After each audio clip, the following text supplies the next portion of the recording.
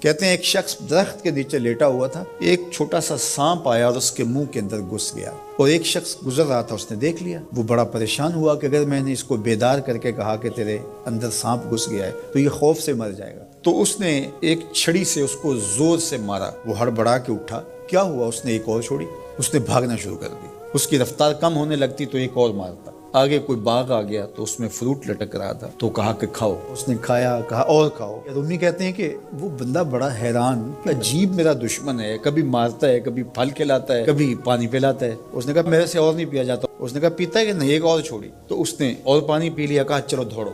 پھر دوڑنے لگا تو آگے جب گیا تو کوئی ٹھوکر لگ گئی۔ پانی پیا تھا، فروٹ کھایا تھا، ٹھوکر لگی، گرا، ساتھ ہی قے آئی اور سانپ نکل کے باہر آ گیا۔ اس نے اس کو پکڑ کے سینے سے لگا لیا، کہا میں تیرا دشمن نہیں تھا، لیکن تیرا علاج یہی تھا۔ جب حقیقت سامنے آتی ہے تو پھر پتہ چلتا ہے کہ کون کسی کا خیر خواہ ہے۔